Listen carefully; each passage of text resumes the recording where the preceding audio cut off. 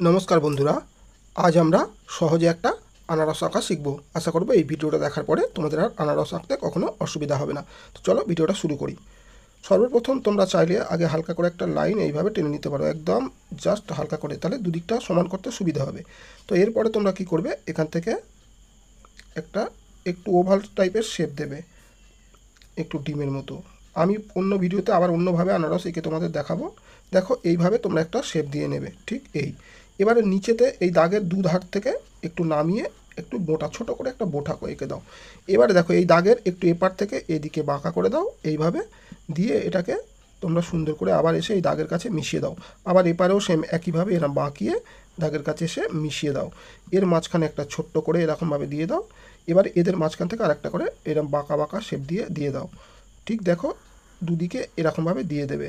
এদের মাঝখান থেকে আরেকটা করে দিয়ে দাও। তো এবার আয়তনটা একটু ছোট হলো, এইভাবে আনারসের পাতাগুলো এঁকে দেবে।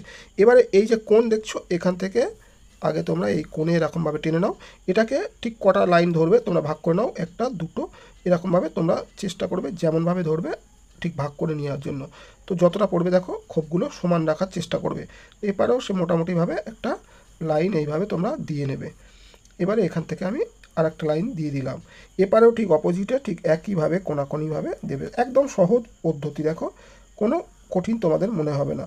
তো এইভাবে তোমরা সহজে আনারসকে এঁকে ফেলতে পারবে। তো এইভাবে দেখো আর একটা লাইন আমি এখানে দিয়ে দিলাম, এখানে একটা ছোট লাইন পড়বে। তো এই আমাদের আনারসের ড্রয়িং কমপ্লিট হয়ে গেল। তো এবারে আমরা চলো রং করে দেখাই। তো সর্বপ্রথম তোমরা পাতাটাকে রং করে নাও। আগে লাইট গ্রিন নিয়েছি, একদম সিম্পল সহজভাবে তোমরা পাতাগুলোকে লাইট গ্রিন দিয়ে করে ফেলবে। তো উপরের দিকটা একটু চাইলে সাদা রাখতে পারো, এগুলোকে ইয়েলো দিয়ে আমরা ঘষে দেবো, তাহলে একটু সুন্দর শেড টাইপের দেখতে লাগবে। তো তোমরা এইভাবে আঁকতে পারো, আর নইলে তোমরা পুরোটা সবুজ করে দিতে পারো। তো এইভাবে চেষ্টা করো যেমন আমি দেখাচ্ছি, একটু দেখতে বেশি ভালো লাগবে। নইলে একেবারে যারা ছোট, সবুজ রঙটা পুরোপুরি ভরে দিতে পারো, তাহলেই হবে। তো এবার বাকি যে জায়গাগুলো দেখছো এগুলোকে আমরা সুন্দর করে সবুজ রঙ নিয়ে ভরে দেবো, এই হলুদ রঙ নিয়ে ভরে দিচ্ছি। তো দেখো পরিষ্কার একটা আনারস তোমরা আঁকা শিখে যাবে এইভাবে।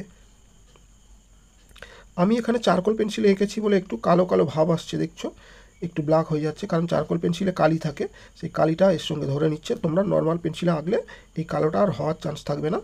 তো দেখো আমি এইভাবে করে দিচ্ছি, তোমরাও এইভাবে চাইলে করে দিতে পারো। এই কালো ভাবটা কিন্তু পেন্সিলের জন্য হচ্ছে। এবারে দেখো দুটো রঙ আছে, অরেঞ্জের থেকে একটা হালকা আছে, একটা অরেঞ্জ আছে। এই হালকাটা নেবে, এটা নিয়ে তোমরা আনারসটাকে সুন্দর করে আগে কভার করে দাও। চারধারটা প্রথমে চাইলে করে নিতে পারো, যাতে না রং বাইরে যায়। তোমরা এইভাবে চারধারটা আগে সম্পূর্ণ করে নেবে। যেহেতু ছোটরা ছবি আঁকতে গেলে রংটা বেশিরভাগ বাইরে যাওয়ার সম্ভাবনা থেকে থাকে, তো যাতে বাইরে না যায় তোমরা আগে চারধারটা এরকমভাবে কভার করে নেবে। তারপরে ভিতরটা রং ভরবে, তাহলে আর বাইরে যাওয়ার সম্ভাবনা থাকবে না।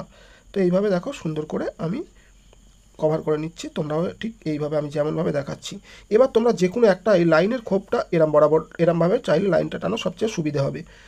তো দেখো এইভাবে তোমরা টেনে দিতে পারো, তাহলে অনেক সুবিধা হবে।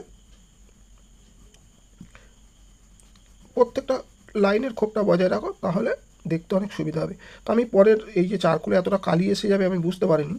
তো আমি তোমাদের অন্য ভিডিওতে আবার আনারস এঁকে দেখাবো, তো সেখানে কিন্তু পরিষ্কার পরিচ্ছন্ন থাকবে। আমি অন্যান্য ভিডিও, আমার যে আমের ভিডিও বলো আদার্স ভিডিওগুলো রয়েছে, সেগুলোতে আমি কিন্তু স্কেচ পেন, ড্রয়িংটা পেন্সিলে করে স্কেচ পেন ব্যবহার করি, তারপরে কিন্তু কালার করি।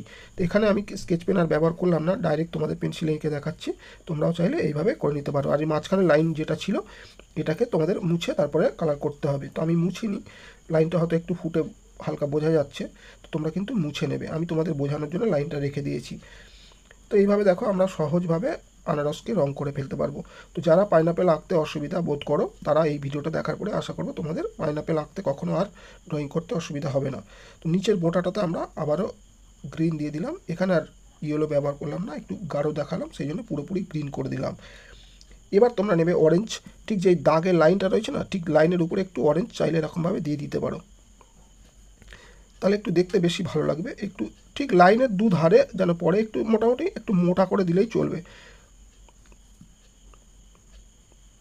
তো রঙের জন্য অনেকটা নির্ভর করে, আমার এই রঙটা আমি ডোমস দিয়ে বানাচ্ছি, সেই জন্য একটু মোটা মোটা হচ্ছে, খুব একটা ভালো লাগছে না।